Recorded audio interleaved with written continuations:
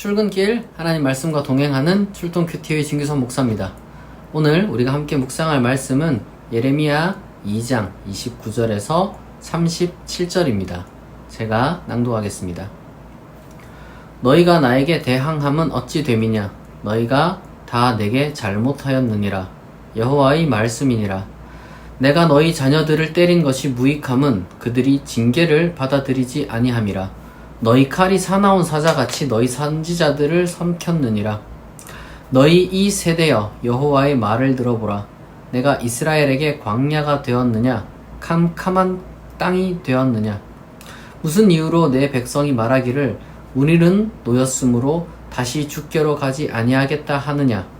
처녀가 어찌 그의 폐물을 잊겠느냐? 신부가 어찌 그의 예복을 잊겠느냐?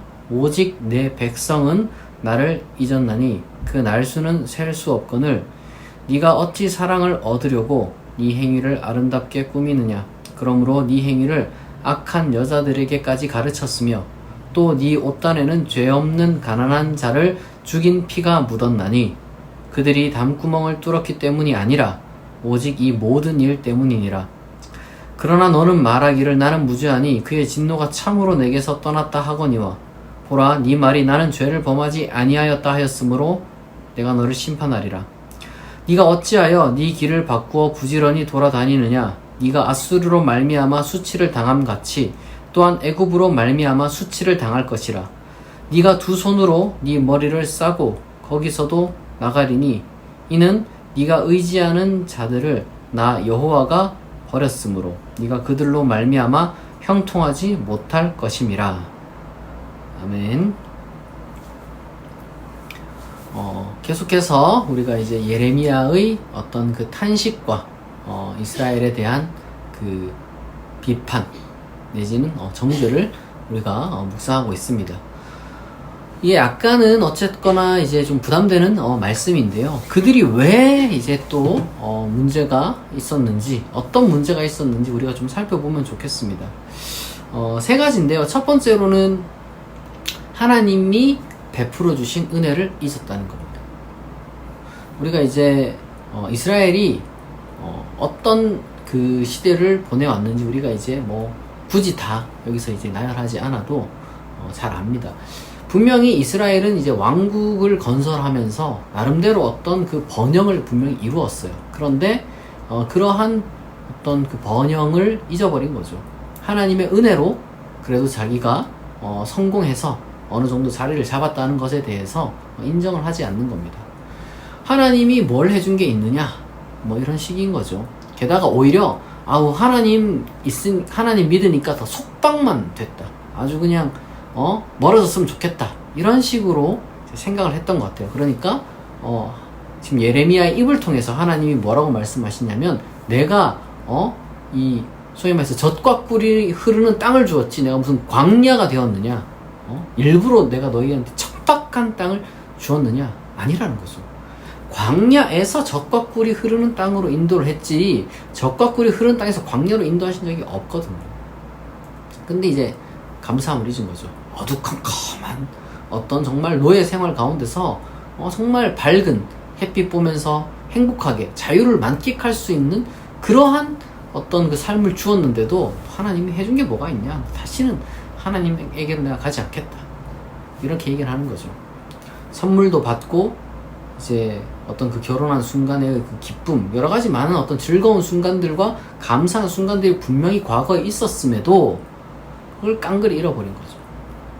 우리말로 표현하자면 소위 말해서 이게 배은망덕하다. 배은망덕.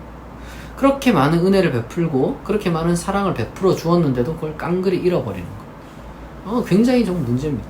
저는 우리가 신앙생활 하면서 하나님께 받은 복을 세워보라는 그런 찬송가가 있는 것처럼 정말 감사한 일들이 많다고 생각해요. 사람이 어떻게 항상 불행만 하고 항상 안 좋은 일만 있겠어요? 그 모든 것들이 다 이게 해석의 문제고 어떤 그 기억의 문제인데 참 인간이라는 것이 얄궂게도 똑같은 경험인데도 어떤 날에는 그걸 막 좋게 해석하고 어떤 날에는 똑같은 거를 나쁘게 해석해요. 우리가 참된 그리스도인이라면은 정직하게 하나님께 받은 은혜에 감사할 수 있어야 됩니다. 그리고 두 번째 잘못은 뭐냐면은 죄를 아주 정말 누가 봐도 이 악한 죄를 저질러 놓고도 죄를 안 저질렀다라고 얘기해요. 지금 여기 보면은 여러 가지 몇 가지 문제가 나오는데 이 가난한 자를 죽인 피가 옷에 묻었다고 해요. 근데 이제 핑계를 대는 거죠. 이게 도둑이 넘어와가지고 담을 넘어가지고 담을 뚫어가지고 도둑질 해가지고 내가 그 도둑놈 때려잡다 보니까 이렇게 피가 묻은 거다 라는 식으로 핑계를 댔다는 거죠. 근데 사실 그게 전혀 아니라는 거예요. 그저 그냥 가난한 사람을 착취하고 괴롭히고 억압했다는 거예요. 우리 그리스도인들 중에 상대적으로 어떤 사회적인 그 지위라든지 경제적인 어떤 그 부유함이라든지 뭐 이런 것들이 좀 더 가진 사람들이 있죠. 사람이 뭐 다 저마다 이제 살아가는 게 다르지만 그래도 어느 정도 좀 이렇게 나이가 있는 분들이라거나 그러면 이제 사회적으로 지위가 좀 있죠. 그리고 또 뭐 예를 들어서 집안이 좀 잘 산다거나 배경이 있다거나 뭐 이런 분들이 있는데 그런 분들이 특히나 잘못하는 게 뭐냐면은 자기는 별다른 어떤 사회적인 통념상으로나 아니면 법적으로 죄를 안 저질렀다라고 자꾸 자기 합리를 하는 거예요. 근데 그 사람들이 잘못한 게 없는데 도대체 가난한 사람들은 그러면 왜 억압을 받고 왜 괴로워하고 왜 신음하고 왜 피를 흘리느냐 이거죠. 그런 사람들의 논리가 뭐냐면은 이 공로주의. 그 사람들이 못해서 나는 잘못한 게 없어. 그 사람들이 못해서.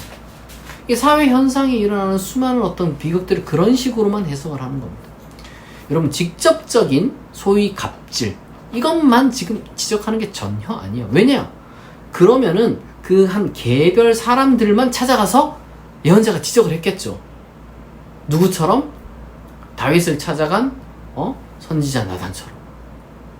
그렇게 개별 사례는 개별에게 찾아간단 말이에요. 엘리야가 또 아합과 이세벨을 찾아갔던 것처럼 그런 식으로 개별 사례들이 있을 수 있단 말이에요. 근데 지금 예레미야가 하는 것은 개별 사례를 나중 가면 이제 뭐 당연히 이제 다룹니다만 근데 그것보다 더 중요한 건 이제 이스라엘 전체가 지금 그 모양 그 꼴이라는 거예요. 그러면은 사회 전체가 지금 이런 상태면은 당연히 힘 있는 사람, 가진 사람이 책임감을 느껴야죠. 그리스도인들 중에 자꾸 그런 사람들이 이런 책임을 회피하려고 나는 뭐 그런 지위가 있는 사람이 아니야. 나는 대단한 사람이 아니야. 나는 그러니까 무죄하다. 그럼 그렇게 말하는 사람을 뭐라고 하느냐? 나는 죄를 범하지 아니하였다 하였으므로 내가 너를 심판하리라. 죄가 없다. 나는 잘못이 없다. 라고 했으니까 내가 너를 심판한다. 이렇게 이야기합니다. 여러분 다니엘 생각해보세요. 다니엘은 뭐 그렇게 죄를 지었어요? 다니엘서만 보면 다니엘은 구약 전체를 통틀어가지고 가장 완벽한 사람입니다. 흠 하나 찾을 수 없는 사람이에요. 노아보다 훨씬 더 대단한 사람, 욥보다 더 대단한 사람. 그런데 다니엘은 고대의 그 거론되는 인물 중에 노아, 욥, 다니엘 이렇게 거론이 되는데 그 중에서 제일 흠 없는 사람인데 이 예레미야를 읽었거든요. 이 예레미야 읽으면서 탄식하면서 회개를 했습니다. 왜? 자기가 사회 지도층이었으니까. 비록 이 바벨로니아와 그 다음에 페르시아의 어떤 그 소위 말해서 귀족 관리로서 이제 그 천재성과 실력을 인정받아서 귀족 관리로서 그렇게 근무를 한 것으로 묘사가 되지만 어쨌거나 고위층 아닙니까? 주변에 뭐 이렇게 질투하는 사람이 많았고. 근데 잘못한 게 하나도 없음에도 하나님께 회개를 하는 거예요. 우리가 범죄했다. 왜? 그게 여러분 책임감이에요.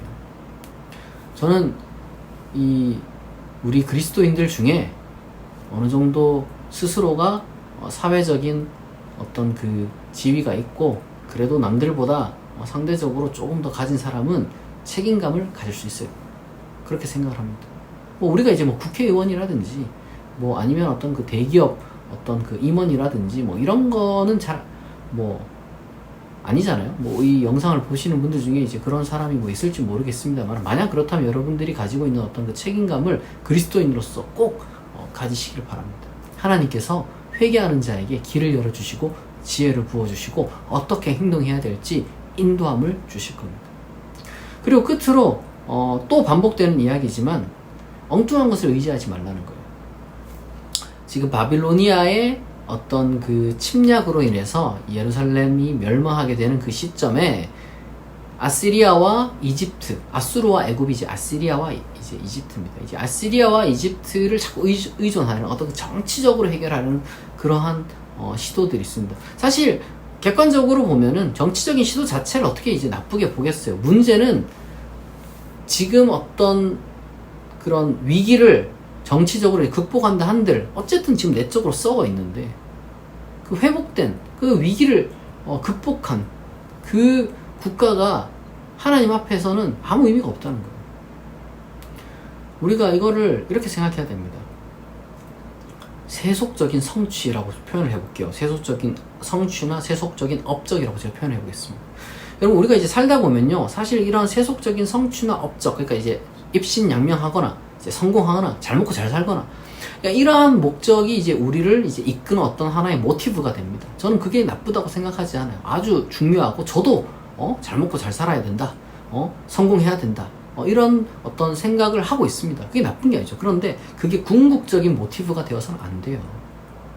그게 궁극적인 모티브가 되면, 그래 성공해서, 그러니까 우리가 예를 들어서 지금 타락한 상태고 부패하고 썩은 상태인데 성공한다? 그게 진짜 여러분 저주죠. 하나님은 그렇게 안 둔다는 거예요. 그리고 우리는 그렇게 되려고 해서도 안 된다는 겁니다. 여러분, 우리가 살아가면서 성공과 안정, 이 두 개가 정말 제일 큰 세속적인 목표죠. 좀 젊은 사람은 성공하고 싶어 하고, 조금 이제 나이가 든 사람은 안정적이 되고 싶어 하죠. 이런 어떤 그 성공과 안정이라는 이 두 가지 인생의 목표, 여러분 꼭 이루시길 바라는데, 그러나 전제되어야 되는 게 있습니다. 뭐냐면은 우리는 정말 하나님 보시기에 정말 합당한, 하나님 눈에 합당한 삶을 우리가 살아가는 그러한 인간성을 갖춘 사람이 되어야 되는 거예요.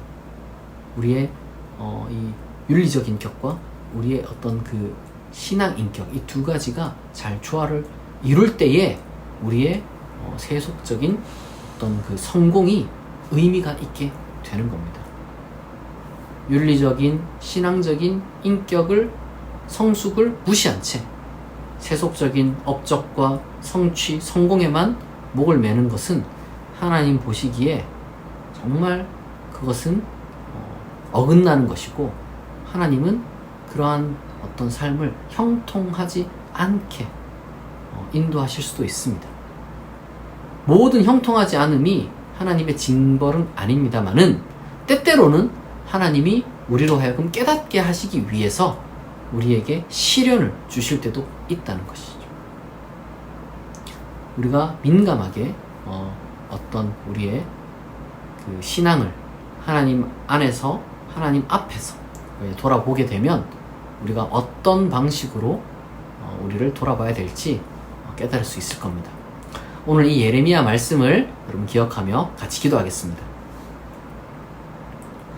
하나님 아버지, 오늘도 예레미야 말씀을 우리에게 주심에 감사합니다.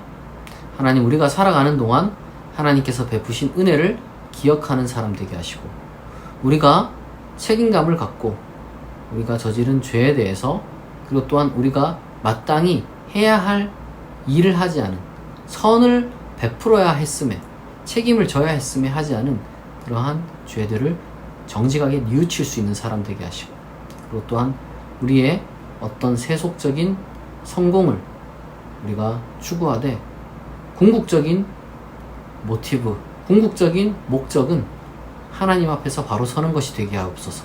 그렇게 하여서 우리의 모든 삶이 균형감 있게 하나님 보시기에 아름다운 쪽으로 인도될 수 있도록 우리를 이끌어 주옵소서. 우리와 늘 함께 하시고 우리를 바른 길로 인도하여 주실 줄 믿사오며 감사드리며 예수 그리스도의 이름으로 기도합니다. 아멘. 여러분, 다시 한 주가 시작됩니다. 이번 주 내도록 이 비가 많이 온다고 하는데요. 여러분 이제 조심하시고 하나님께서 맡겨주신 일 잘 감당하시길 바랍니다. 오늘 출동 큐티는 여기서 마치겠습니다. 내일 아침 6시에 다시 만나겠습니다.